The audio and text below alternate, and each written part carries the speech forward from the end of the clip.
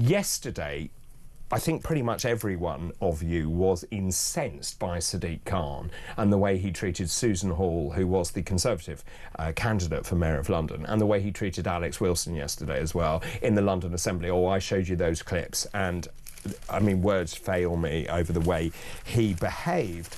Now, Sadiq Khan has also taken to the papers this morning, front page of The Observer this morning. Khan warns of a march of fascism as Trump takes power again. So Sadiq Khan says the West must face up to a century-defining battle against a resurgent far right that is on the march across the developed world, according to Sadiq Khan.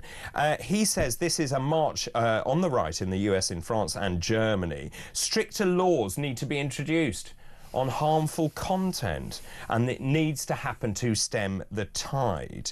Now, he is basically railing against the idea that Giorgia Meloni and Éric Zemmour, a one-time French presidential candidate, apparently, according to this copy known for his xenophobia, will be in meeting for the inauguration of Trump, which happens tomorrow. He's taking aim at Elon Musk as well. He says that you're enabling hard-right materials to be shared across the world. Progressives across the Western world face a century-defining challenge, and the stakes for liberal democracy couldn't be higher. The hard right and far right are on the march. Wait for this. These are deeply worrying times, especially if you're a member of a minority community. And there is the punchline. Sadiq Khan, you are Mayor of London. You are not an international leader. Back in your box. This language, I find... It's inflammatory. Rather extraordinary. But someone said, I was talking about this, about Trump being elected. Yeah. And I said, if you cannot understand the reason why he was elected, you are part of the problem. He has some interesting views. He is right-wing. I wouldn't say any of the names you've mentioned there are far-right. Neither would I. And I hate the fact that we're using this language, far-right. It's not. But if you look at... if you are concerned about the rise of right-wing policies that are on the extreme side, the answer to it is not to use this sort of info, is to question, why do you think that's happened? Why do you think we're seeing, and it's not just America, we're seeing, you know, Justin Trudeau falling on his sword in Canada, we're seeing it across the world, because it is, and I think people have felt not listened to.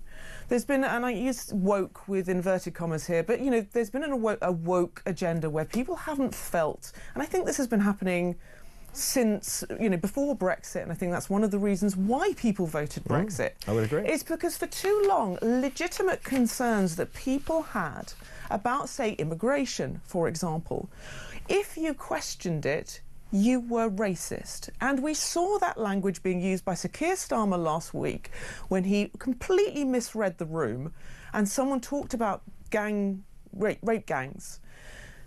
And he said, if you are proliferating those that language, then you are feeding into the far-right narrative, which, I mean, completely misses the point about young girls being targeted and abused and all that thing, and we should not be concerned about being called racist when that sort of crime is what we're talking about. But language like this and this lack of understanding of why people are fed up, why people are voting for... Well, I'll be honest with you, I don't think Donald Trump's very bright. I don't think he's... Oh, I do. I don't think he's very bright. I don't think he's a great leader. I think in terms of business, I think he reminds me of an 80s style business leader. I think it's that. Yeah, and I think it's poor. I think we've moved on from that. I don't, you know, Nigel Farage, I don't think he's proved himself as a leader of a country, so we don't know. But look, all I'll say is I don't think he's that great. I don't think he's that bright. However... Who isn't bright? Nigel? Trump. Trump. I don't think he's that great. But there's a reason that people went, I'm not going to vote for Kamala. I'm not going to vote for the status quo. She looked like she was at sea most of the time. Yes, I don't think she really knew what she was doing, but I think people were just deeply concerned about the way in which America was going, and I think people around the world are concerned. If you really care, Sadiq Khan, don't use language like this. Try to address, try to unify people, try to listen, work out what concerns people have. If you think immigration is a blanket good, explain it. But listen to people. Allow them to have that if I was space. Mayor of London, I would say the advent of Donald Trump, of course, who's an Anglophile, this is a great opportunity for London, and this is what we need to do. No, he doesn't have to. No, but no. Well, that's what I would have done. Yes, but you're a different. But you need. But you do that stuff through the back channels, and this is where people go wrong. By venting like this on the front page of The Observer, if I was American and I read that, I would be pretty livid. In fact, if I was any normal right-of-centre person in this country, I'd be pretty livid being called far-right. But doesn't this just... to me, it's the Twitterification of politics. Yeah. And actually, it's funny because he's slamming Elon Musk there. But it's like, who are you appealing to? Are you trying to look cool? Is that what you're doing? You're trying to appeal to... but this is what I'm questioning. Are you trying to appeal to a certain section of your Londoners that you think that you understand? You don't understand.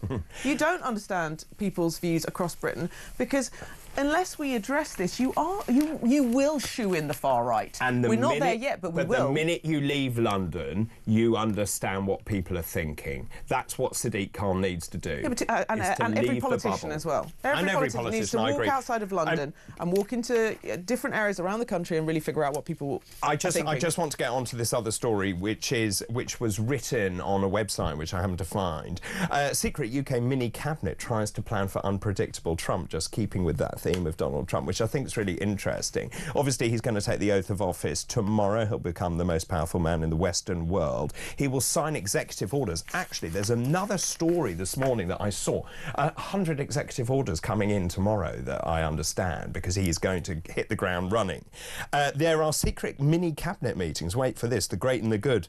Starmer, Reeves, Lammy, and Jonathan Reynolds, which is obviously the best they can muster up, but they're trying to work out how do we position ourselves?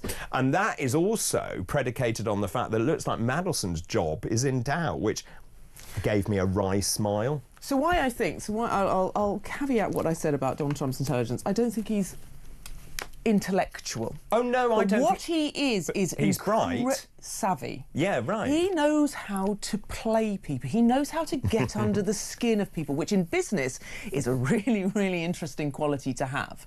He ruffles feathers. And some people like that, some people don't like that. And I tell you what, Canada doesn't like that, Mexico doesn't like that, Panama doesn't like that, the UK doesn't like... Right, but I read an article, I think, in the EFT talking about him being a trickster.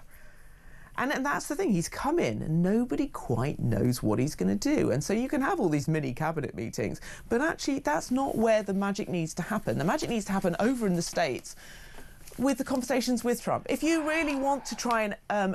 you don't anticipate what he's going to do. You try and gear him into a different direction. And you do that by becoming friendly with him. Exactly. Now they're trying to work out, well, maybe we should send someone to the inauguration tomorrow. A, it's tomorrow, and B, the idea was David Lammy. I would suggest that's not a great idea. It's an embarrassment. It is an embarrassment. I don't agree with your point that Sadiq Khan, for example, if you don't agree with something or don't agree with someone, and you don't want to go to an inauguration, for example, or you don't want to say, Trump is this amazing person, then that's fine. But let's be British about this. If you've got nothing nice to say, don't say it at all. Right?